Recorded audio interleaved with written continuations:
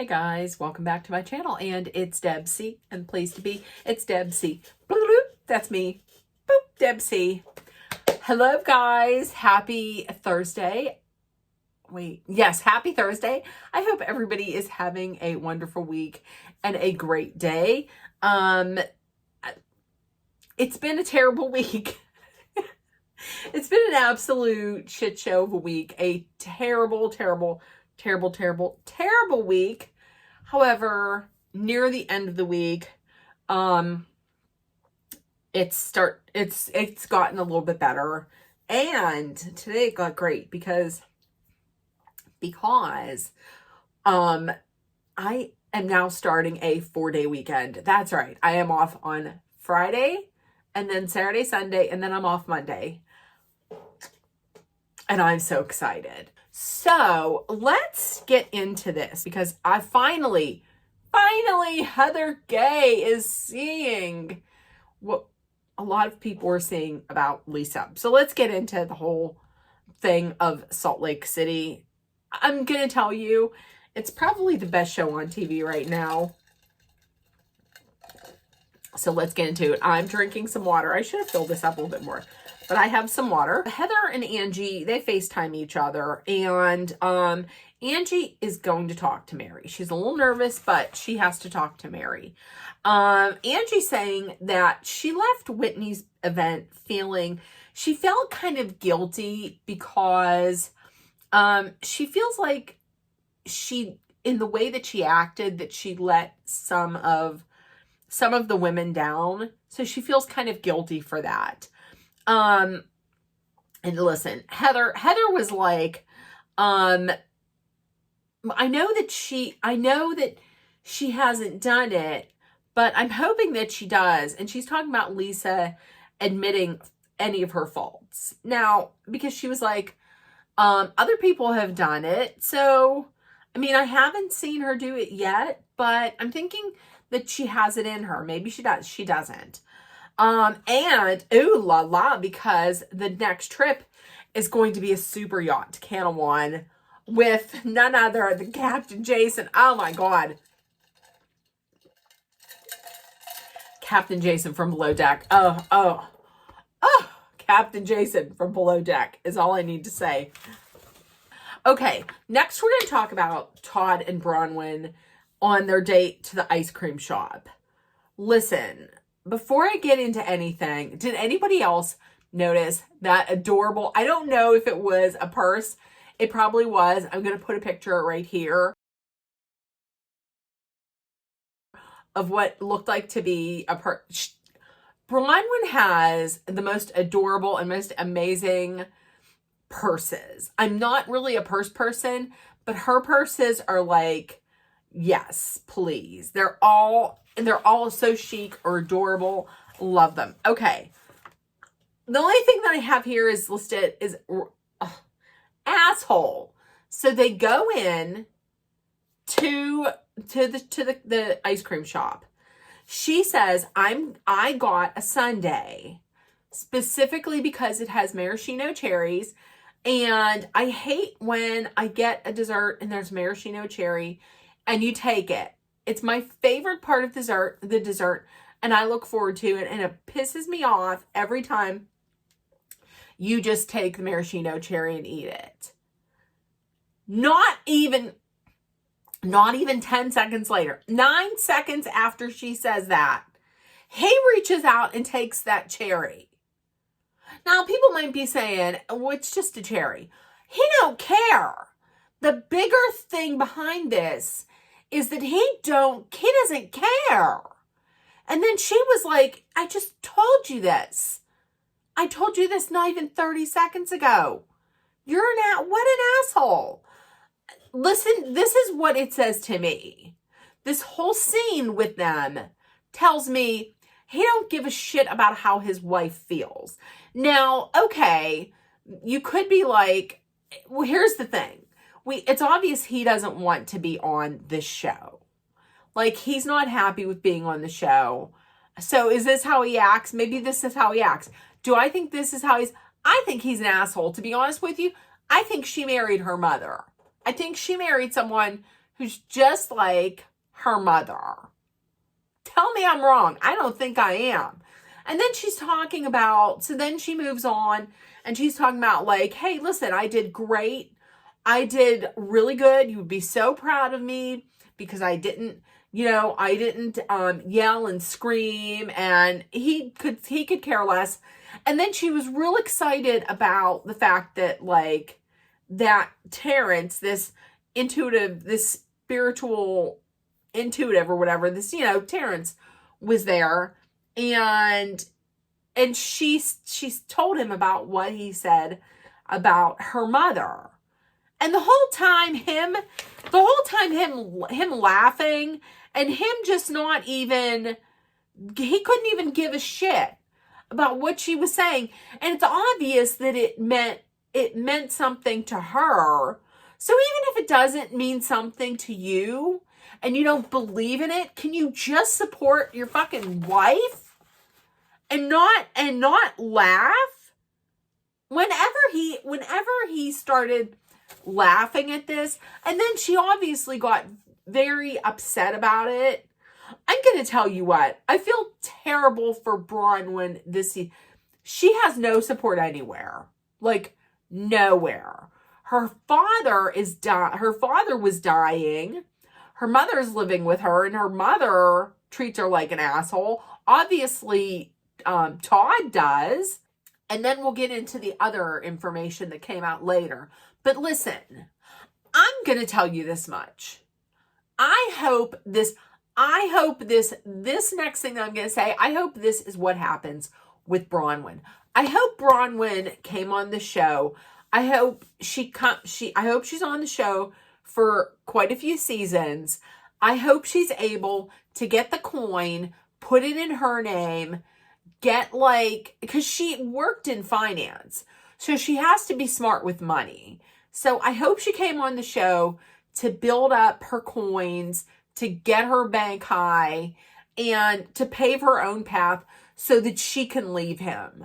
Because he's an asshole. And I know people are like, well, he's older, he's set in his ways, he doesn't like all this bullshit of being on camera, and he's over it. Okay, so he's over it. So be like Robert Sr. and let us not see your face. Because him acting like that, once again, even if you don't agree with what she's saying, can you just support her? Can you fucking suck it up and support her? He's an asshole. I don't care what anybody says. He's an asshole.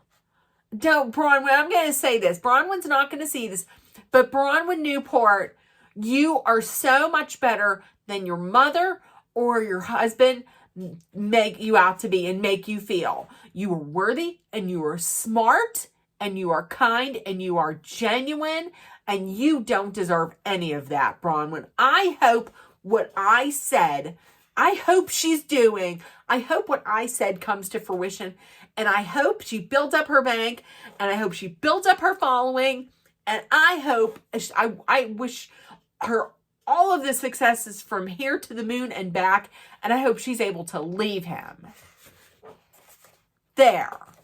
Oh, I got that. Fired me so, as soon as he took that cherry off of that, I was so mad. Okay, let's move on.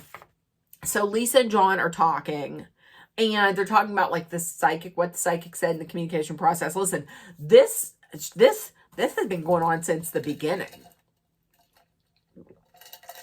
which isn't surprising because it seems to me like Lisa just wants everything, wants to be heard, but she doesn't necessarily want to listen to anybody else. It's like John said at the end. John was like, he said something like, oh yeah, that's right. I forgot, you're perfect and I'm not, or something like that. But she says she feels like she is being taken for granted because she works all day and then she comes home and she takes care of the family and she can't talk to John. So she goes in the car and cries and talks to her dad. And neither of them are feeling heard or feeling fully heard. But that right there, that problem's been going on since, like I said, it seems like it's been going on since day one. Okay. Listen, and going along with that whole thing about Bronwyn and getting her own coin, that was that really cute Mrs. Myers commercial with the Real House Pets of wherever, of the internet, or Bravo. And it was Kyle, it was Shannon, it was Bronwyn and their dogs. I hope she keeps getting opportunities like that. Make your money, leave him. I can't let go of that. Okay. So Mary visits Angie's, and Angie, listen, Mary came over for business.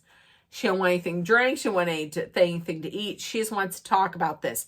So Angie apologizes right off the bat, realizes, listen, I know you were just trying to calm me down. But she's like, I just can't sit there and take it and let Lisa be a bully. And Mary pretty much was like, but you're becoming a bully. Like, this is changing you. You know, Angie's this easygoing, calm, like go with the flow kind of girl. But this is changing her into someone that's like darker, somebody that's darker. And I can't be around that. That's very triggering. And I can't be around somebody who is so like, who flies off the handle so much. Plus there was Mary's farts.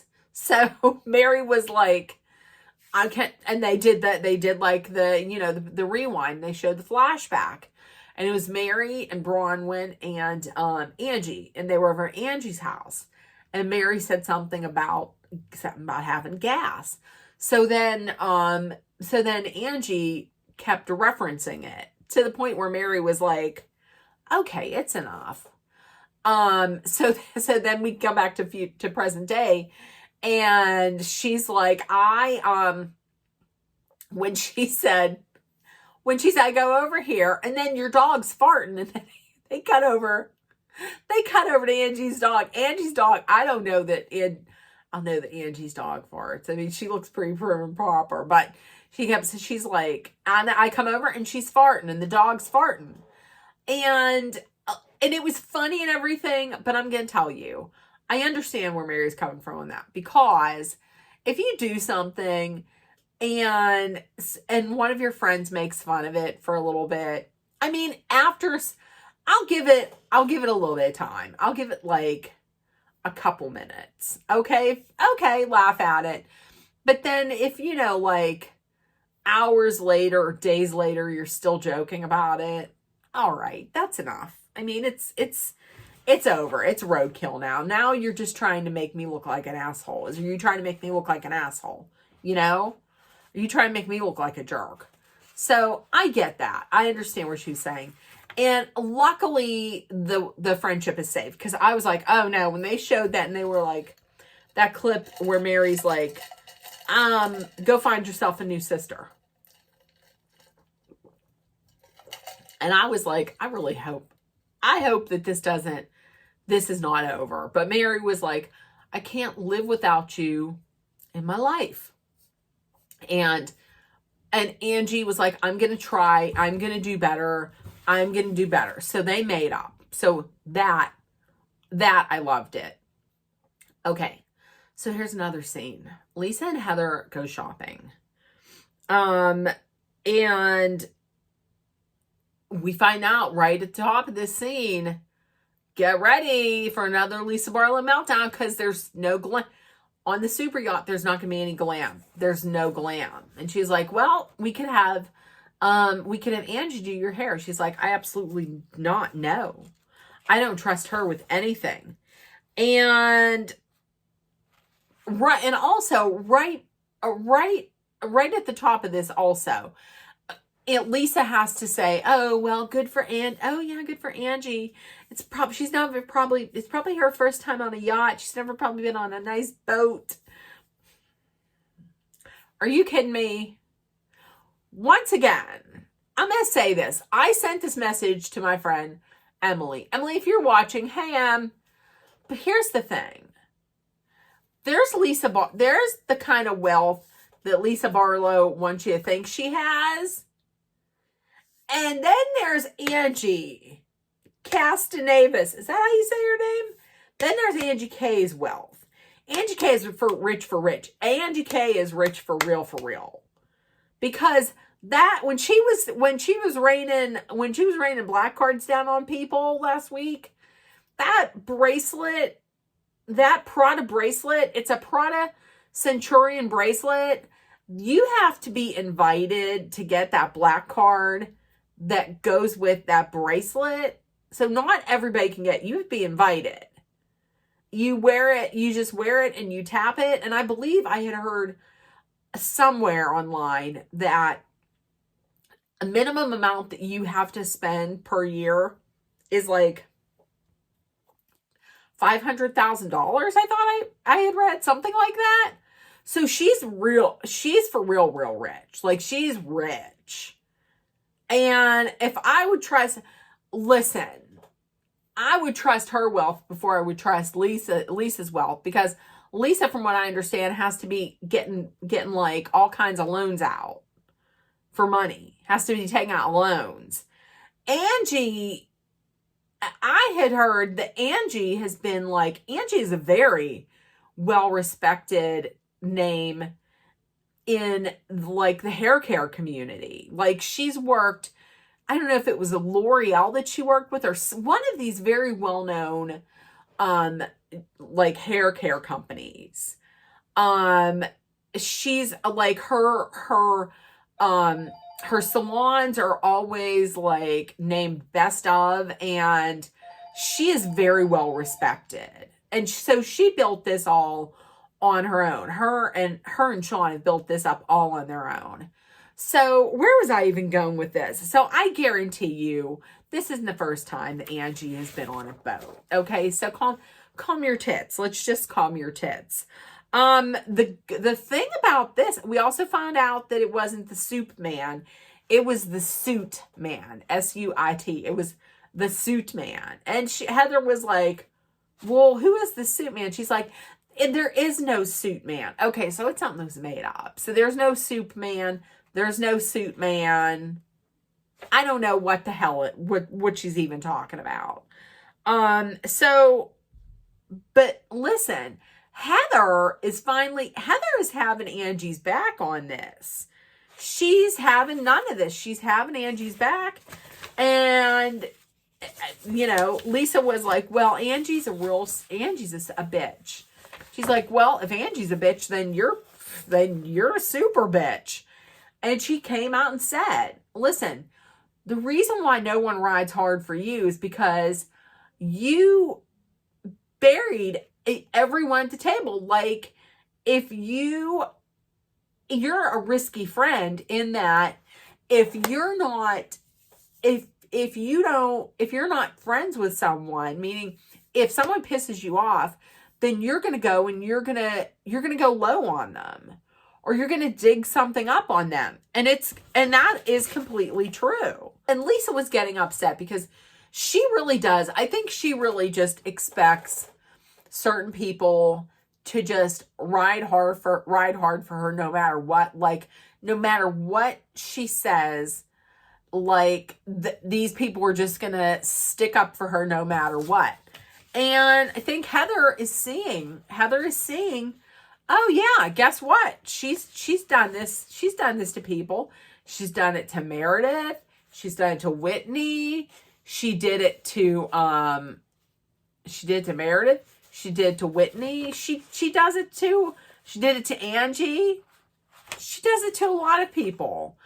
Also, I'm going to just say, so I think something's up with Lisa. I think something is really up with Lisa Barlow. Because here's the thing. She's crying a lot more. Like in this scene, she went to put her glasses on because she was going to cry. And the money. So here's the thing. When she pulled out that money and she was, you know, at the register, that took me back to Teresa Giudice. You know, early on when they were in like that home furnishing store or something, and she was paying for furniture or something like, and she pulled out that big wad of cash. Something is going on.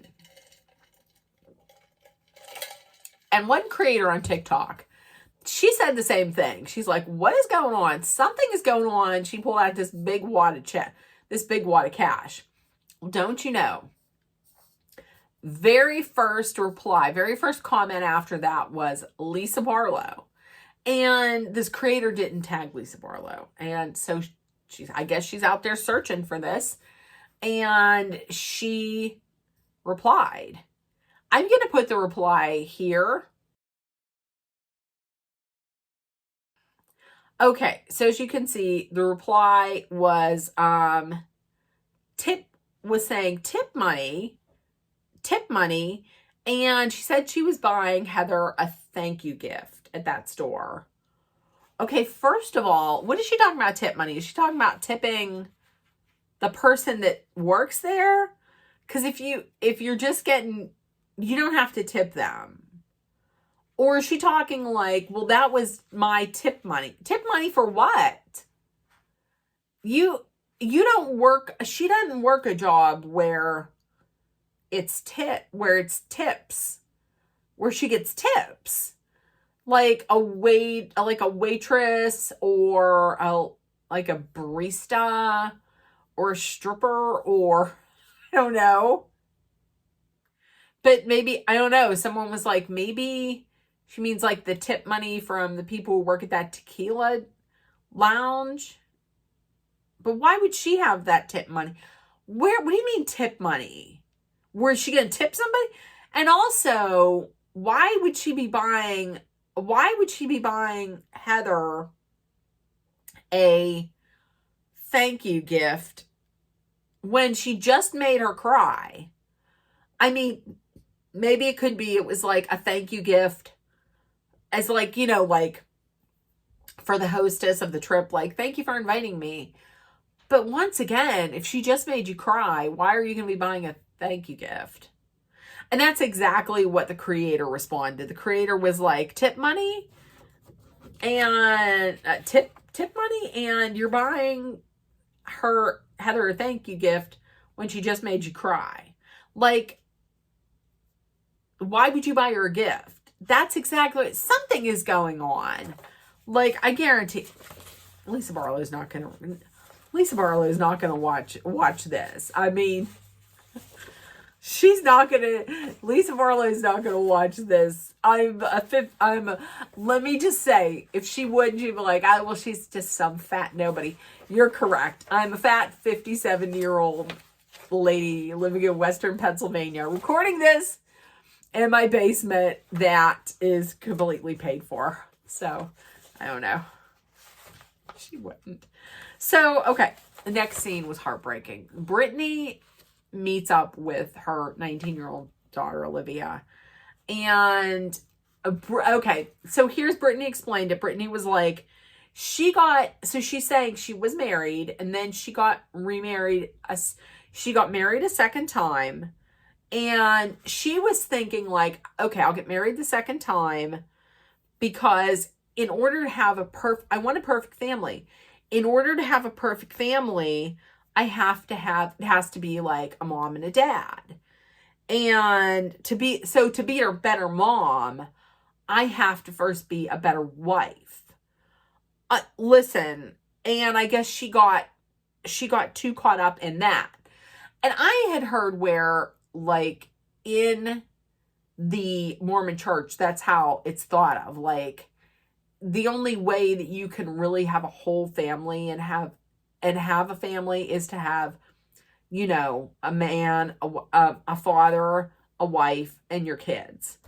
And then I don't know how it would then you would then just kick your kids out of the picture and only focus on the man. But I have to say, that was heartbreaking. Whenever she was talking about how her mother, like, Brittany would go to, like, everything that her daughters had. Like, recitals, talent shows, sporting events, everything. And she was there and she was present and she was fun.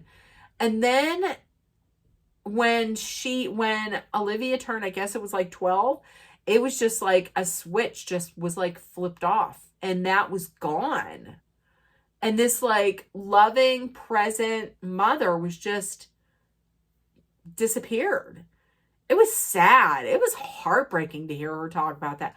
Or like when she was talking about how one time she had like 30 minutes, she had a 30-minute break from work. So she went over to her mom's house and was talking to her. And then Jared Joel comes in and they start making out right in front of her. What is that? That's almost like child abuse. What is that? That's almost like child neglect.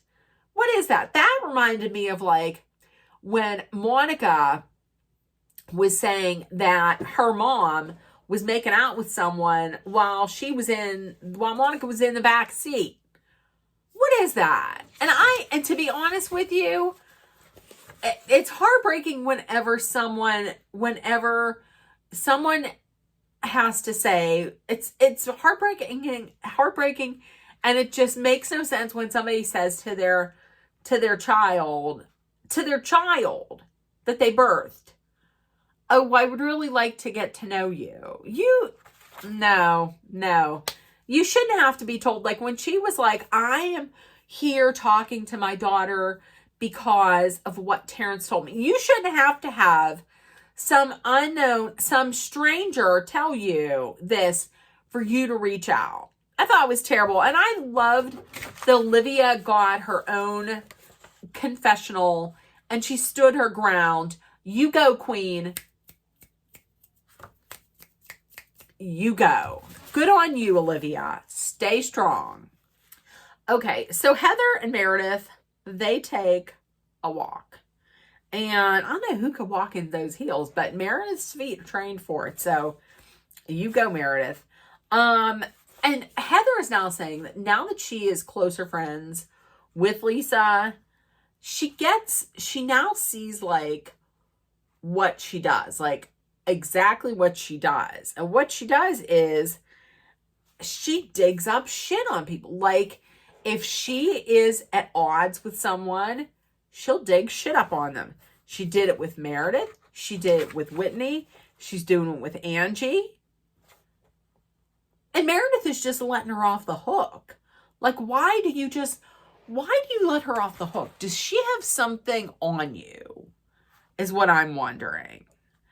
And I agree. The only reason Meredith was like, well, she profusely apologized.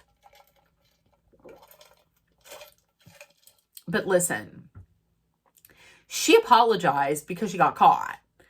That was on Hot Mic. That was aired on the show. Had that not been aired on the show, she wouldn't be saying anything. Okay? She got caught. That's why she's saying it. And I'm going to tell you, even if that was me, and someone had said that about me, like I'm a whore and I slept with half of New York, I can guarantee you, I would erase your existence from my mind. Every part of you would be wiped from my brain matter, wiped clean. I mean, I would unmemorize your existence from my brain stem. Yep, you would be gone. You would be gone. I would never talk to you. So I don't know. Does she have something on her? Because that doesn't make sense. Heather, when it comes to like what Angie told Meredith that Lisa said, when Lisa told Angie to go Googling and find dirt on Meredith, when Angie and Meredith weren't getting along, Heather believes that Lisa did say that. Because, once again, that's what Lisa does. She digs up dark skeletons on people. But once again, it does not surprise me that Meredith chooses to believe. To believe Lisa over Angie. And it seems like she thinks Angie has said worse things about her, and has done worse. Angie has done worse to her, has done worse to Meredith, and she just can't trust her. Which makes me think, listen, didn't Meredith, yep. I think it was Lisa that blamed Meredith and was saying Meredith was the one that was bringing up those rumors that Angie was in the Greek mafia. You forget about that? I'm saying, does she have something on her? And Heather is absolutely right. Why? She doesn't want to be friends with someone that she's going to have to constantly be watching her back. Like, if you get at odds with Lisa, then you got to watch out that she doesn't, like, dig into your personal life. You know? I wouldn't want that either. I wouldn't want somebody that I'm going to have to be walking on eggshells and, worrying about what their next move is. I don't want to do that. Let me pull this ahead a little bit. I don't want to be like that. I don't want to have to live my life like that. Okay, so also, Angie and Mary go over to Whitney's. They got to fill out these preference sheets for the super yacht. Mary don't do anything. Mary just has people do everything. So Angie's filling it out. You know that Mary had to put on there 3 times that she needs a 2003 Dom Perignon. You know she needed that. But my thought, then I started thinking, what would my preference sheet look like for a super yacht? So in the comments, I don't know what mine would be, but in the comments, put what yours would be. I would absolutely have to have iced coffee. I would have to have iced coffee. That is a must. I would have to have iced coffee. I would want some really nice high thread count sheets. I don't know what kind, but yes.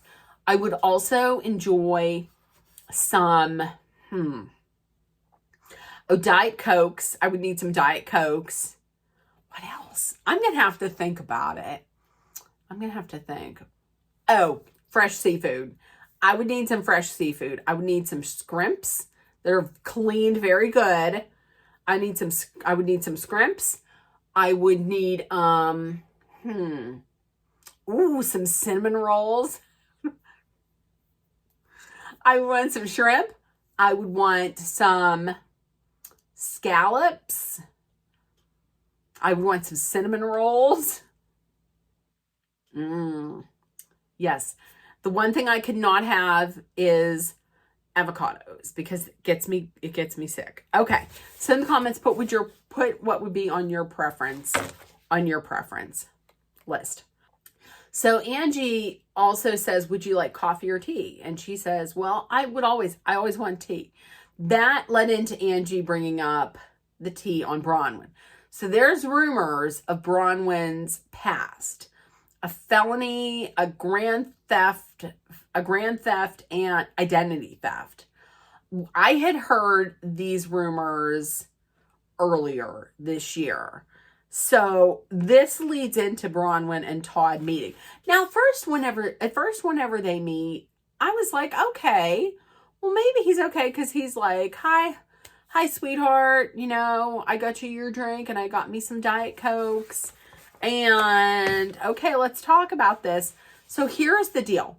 So she's saying that one of them was a mistake that was made like 20 years ago when she was thrown out of BYU. She was evicted, and there was that eviction that she had to pay up.